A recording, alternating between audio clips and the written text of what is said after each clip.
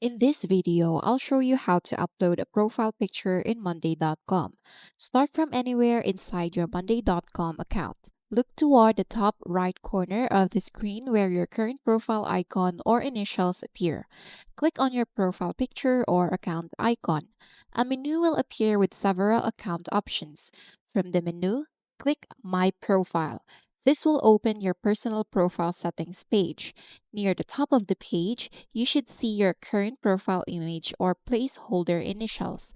Hover your cursor over the image area and look for an option like Upload Photo, Change Picture, or an Edit icon.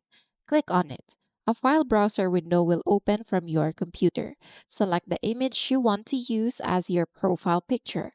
After choosing the image, Monday.com may allow you to crop or reposition it before saving. Adjust the image if needed, then confirm the upload. Your new profile picture will now appear throughout your account, including comments, updates, assignments, and team areas. And that's how to upload a profile picture in Monday.com.